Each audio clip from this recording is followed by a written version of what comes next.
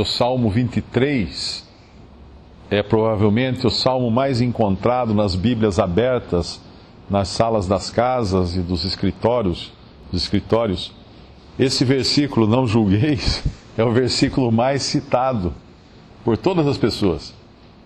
Você fala alguma coisa para alguém e fala assim, mas não julgueis, para que não sejais julgados. Será que é isso exatamente que está dizendo aqui? Porque se nós abrirmos em João 7, versículo 24, diz, não julgueis segundo a aparência, mas julgai segundo a reta justiça. Se nós abrirmos em 1 Coríntios, capítulo 5, versículo 12, por quê? 1 Coríntios 5, versículo 12, porque que tenho eu em julgar também os que estão de fora? Não julgais vós os que estão dentro? Em outra passagem, o apóstolo repreende os de Corinto, porque eles não eram capazes de julgar as coisas entre eles. Eles estavam levando a julgamento de incrédulos, quando eles tinham alguma demanda entre irmãos.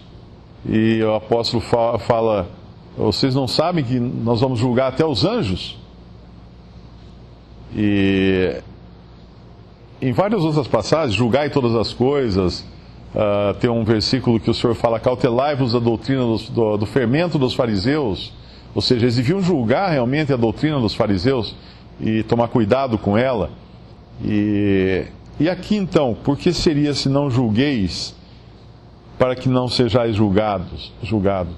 Eu creio que aqui está falando de julgar a pessoa, e não necessariamente o que a pessoa faz, o que a pessoa diz, o que a pessoa vive, porque na realidade nós julgamos todas as coisas. Se nós quisermos nos conservar do erro, nós precisamos julgar todas as coisas e reter aquilo que é bem, mas nós precisamos julgar todas as coisas.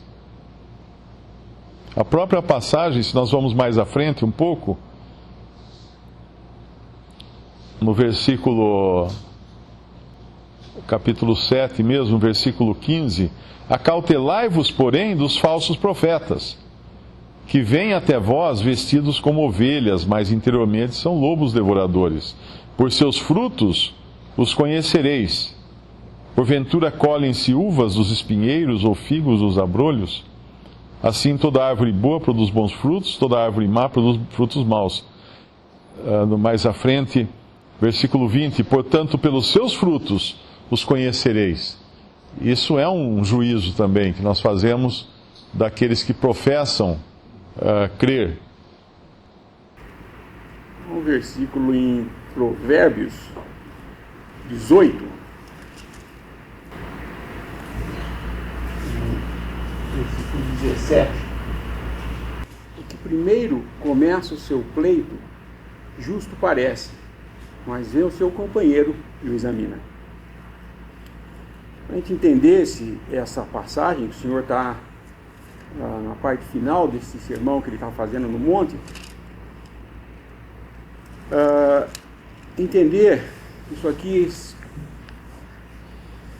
se nós pensarmos que ele está falando abertamente que nós não devemos julgar outro, porque com o juízo que nós julgamos, nós vamos ser julgados. Mas eu creio que aqui ele está falando a respeito dos padrões para o reino de Deus, o que é fazer um juízo, ou levantar uma questão ou um juízo. Aparentemente, o que nós vemos é que o homem, ele gosta de levantar acusações, de levantar causas,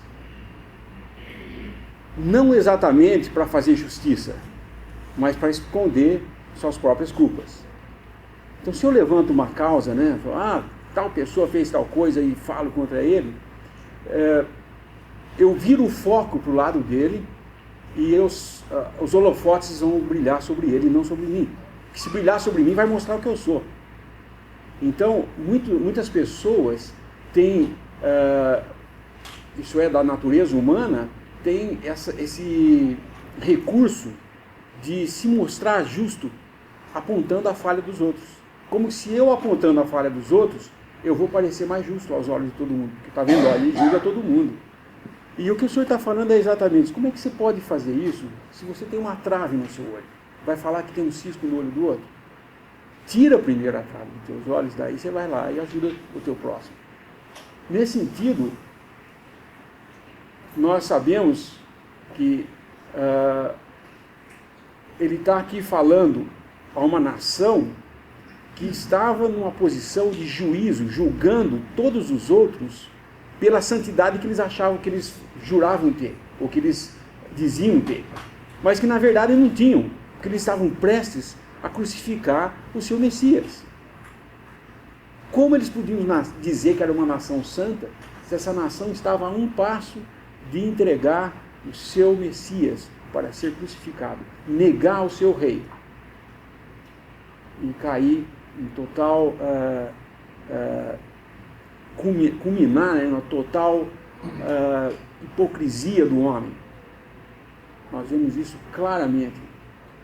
Eles crucificam ao Senhor Jesus, pagam para pessoas fazerem acusações falsas, mas no sábado recolheram os corpos, porque na sexta recolheram os corpos, porque no sábado eles não podiam fazer nada, eles tinham que guardar a lei ainda. Acabaram de matar, mas estavam guardando a lei. Estavam sendo zelosos da lei. Só num ponto, o ponto que interessava para eles. Tinham uma trave nos olhos e avisando para o mundo que eles tinham um cisco nos olhos.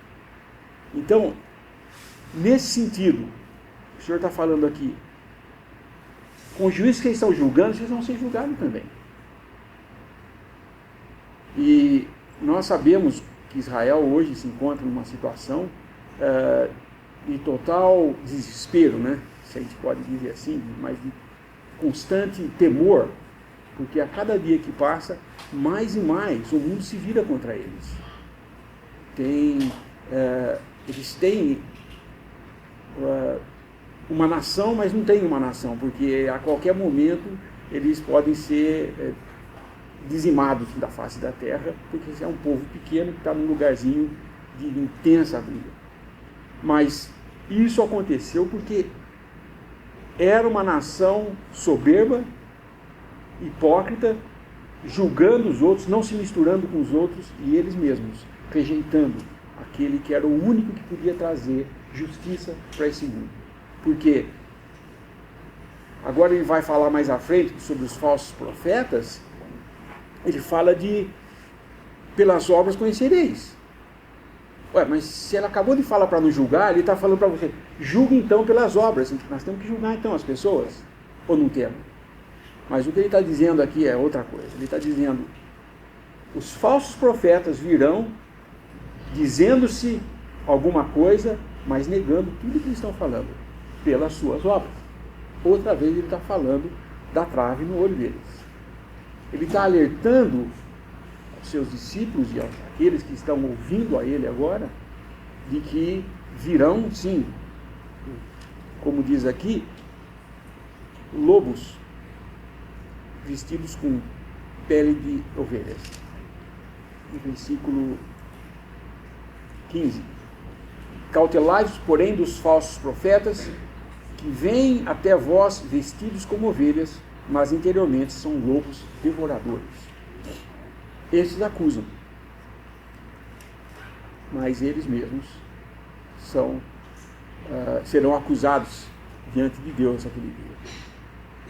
Eles, mais à frente em Atos, nós vemos que eles falam abertamente isso, né? Mas vós entregastes o santo e o justo de Deus, pelos desígnios de Deus, mas pela mão de vocês que foi entregue. E isso é uma coisa que não tem jeito de negar, eles não podem negar que eles não tenham feito isso. Nós éramos culpados também, certamente, como homens também. Nós estávamos alheios a todas as promessas, mas a nossa posição naquele dia em que ele estava sendo crucificado não foi diferente do resto do povo que estava ali gritando crucifica, crucifica. Todos nós estávamos fazendo aquilo lá. Porque ali os judeus e os gentios juntos se uniram contra um propósito de crucificar o Santo de Deus. Talvez a gente entenderia melhor essa passagem se transferisse a primeira palavra do versículo 5 para o versículo 1 e lesse assim: hipócrita, não julgueis para que não sejais julgados. Porque é o que ele vai chamar depois no versículo 5. Esse que tem a trave no olho e está querendo se colocar no lugar de juiz, daquele que julga os seus irmãos, tendo ele próprio a trave no olho. É um aviso de cautela também, porque aquele que julga, ele está sujeito também ao escrutínio. No momento em que você acende a luz para julgar, como o irmão deu o exemplo da luz, ela pode se virar contra você também. Então, o juízo próprio é o primeiro juízo que nós temos que fazer. O julgamento próprio é importante. É o primeiro que vem, porque se nós não pudermos julgar todas as coisas, nós não poderíamos aplicar o versículo 6, que fala: não deis aos cães as coisas santas, nem deiteis aos porcos as vossas pérolas, para que não as pisem com os pés e voltando-se vos despedacem. Se esse não julgueis fosse algo tão genérico, eu não poderia julgar quem são esses porcos e quem são esses cães. Eu deveria aceitar todos como ovelhas e não como cães ou porcos. Mas Deus nos dá, sim, sabedoria, discernimento e principalmente a sua palavra e o seu Santo Espírito para julgarmos todas as coisas. Podemos não poder, talvez às vezes não podemos julgar os desígnios do coração de uma pessoa, as intenções do coração de uma pessoa, porque Deus conhece os corações, mas os frutos, nós enxergamos os frutos. O modo de andar, nós vemos o modo de andar. As palavras que sai da boca da pessoa, nós ouvimos as palavras. A doutrina que ela professa, nós ouvimos a doutrina. E essas coisas, se nós não julgarmos essas coisas, nós vamos cair em erro. Nós vamos ser engodados, nós vamos ser enganados o tempo todo. Jogaremos as nossas pérolas aos cães e as coisas santas aos cães e as pérolas aos porcos. E o que seria essa passagem, né, o versículo 6, de não dar aos cães as coisas santas, nem deiteis aos porcos as vossas pérolas, para que não as pisem com os pés e voltando-se vos despedacem? Isso tem um sentido bastante prático na nossa vida, que é quando nós vemos zombadores, né, uma roda de pessoas conversando, e são zombadores, e são ímpios, que zombam, que fazem piada das coisas de Deus, são céticos ou são incrédulos, que não têm qualquer respeito, qualquer noção de respeito para com Deus. E aí a gente começa a insistir em citar versículos ou falar coisas e acabam fazendo piada, acabam fazendo gozação das coisas de Deus. Nós devemos sempre ter muito claro que Deus defende a si mesmo. Nós não precisamos defender a Deus, porque é como tentar ser um leão de estimação e querer defender o leão. Deus defende a si mesmo. Mas nós devemos ter discernimento quando nós vemos que algo que é de Deus, que nós estamos apresentando as coisas de Deus e, na verdade, dando munição para os ímpios zombarem ou fazer gozação de Deus. Por isso que um cristão, por exemplo, jamais deveria contar uma piada de Deus. Às vezes a gente vê alguém falar assim: porque São Pedro no céu, porque Deus, não sei quem morreu, foi lá para Deus e tal. Conte uma piada dessa para um incrédulo e você vai escutar outra. Ele vai se sentir na liberdade de contar outra. E provavelmente essa outra, ela vai ser muito mais ofensiva do que aquela que você contou. Então precisa ter sabedoria também de como nós devemos andar nesse mundo. Simples como as pombas, claro, mas astutos como as serpentes. No julgamento existe também uma questão do inglês é timing, né?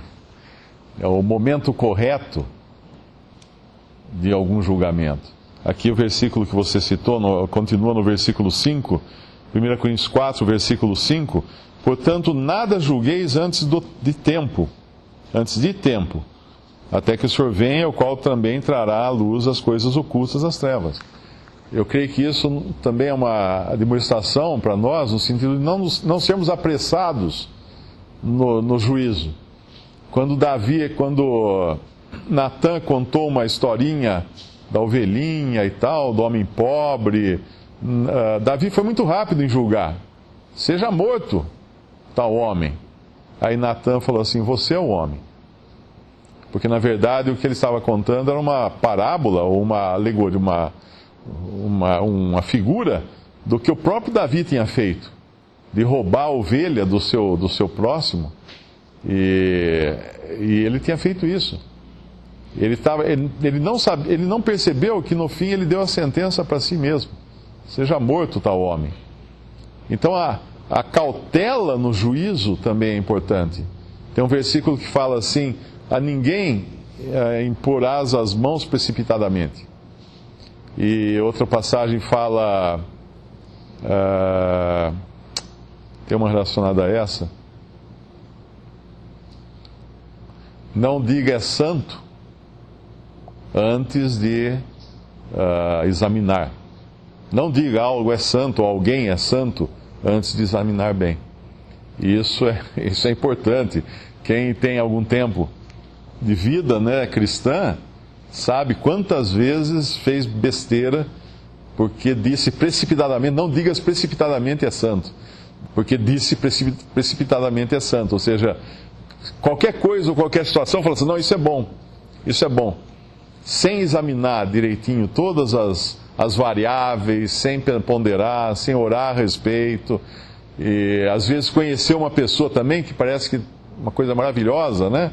E já impôs as mãos, ou seja, deu sua aprovação àquela pessoa, e no entanto depois teve uma decepção. Por isso que há a necessidade da cautela também no julgar. Os dois últimos versículos desse capítulo resume mais ou menos isso que a gente está falando. E aconteceu que, concluindo Jesus esse discurso, a multidão se admirou da sua doutrina, por quantos ensinava como tendo autoridade, e não como os escribas. Os escribas eram os que ensinavam a lei para o povo, mas eles não tinham autoridade, porque eles mesmos pisavam por cima da lei, passavam por cima dela. Mas o Senhor, quando falava, ele podia dizer, não julgueis precipitadamente, porque ele é o único que podia fazer tudo. Ele podia julgar todo mundo naquele momento ali, e ninguém poderia falar nada dele, porque ele era perfeito. Nós julgamos, e no julgar alguma coisa, podemos ser incriminados no que nós estamos fazendo também, porque nós somos sujeitos a fazer a mesma coisa. Então, com o juízo que eu julgo, eu vou ser julgado, ele está dizendo aqui. Mas ele tinha autoridade para falar isso, porque ele não ia ser julgado por nada, senão pelos nossos próprios pecados ele ia ser julgado, mas não pelos seus, porque ele não tinha nada. Ele, perante Deus, era perfeito. O Filho de Deus aqui na terra é perfeito. E ele podia falar com toda a autoridade, e essa autoridade era reconhecida por todos aqueles que ouviam. Quando ele fala aqui, todo aquele, pois, que escuta essas minhas palavras e as pratica. Quantas vezes nós vemos a prática religiosa no mundo hoje? Eu vou lá para ouvir um pouco da palavra, como se ouvir aqui fosse me santificar para eu sair lá no mundo e fazer menos coisa errada. E isso não acontece. O que eu tenho que fazer é ouvir e praticar o que eu ouço. E isso santifica. Mas não só ouvir. Ouvir e não praticar o que está ouvindo, pode ouvir quantas vezes quiser, pode ficar aqui o dia inteirinho escutando, e não vai dar em nada, porque só está escutando, mas não está agindo de acordo com o que escuta. E mais um versículo que ele fala aqui que chama a atenção é sobre os profetas, versículo... Não é o 15, é um outro que ele fala assim, a lei e os profetas. Versículo 12. Portanto, tudo que vós quereis que os homens vos façam, fazei-lo também vós, porque esta é a lei e os profetas. A lei, na realidade, toda a lei se resumia numa coisa só: amar a Deus e ao próximo como a ti mesmo. Se tudo que eu quero para mim, eu faço para os outros, isso eu cumpro a lei. Se eu faço para os outros aquilo que eu queria que fizessem para mim também, eu estou cumprindo a lei. E o Senhor estava ali fazendo uma obra para os homens, para salvar o pecador. E eles estavam todos ali orgulhosos de serem a nação, de serem aqueles que podiam julgar os outros, apontar o dedo, inclusive para o Senhor, como eles o acusaram de se passar por filho de Deus e tudo mais. Então, essa passagem ele termina então mostrando que a autoridade com que ele estava falando era uma autoridade que vinha dos céus. E ele estava falando aqui de coisas concernentes ao reino dos céus para uma nação que havia sido escolhida por Deus, mas que usaram esse ministério que foi ministrado para eles, foi dado para eles aqui na terra, eles usaram contra eles mesmos, contra o próprio Senhor, crucificando.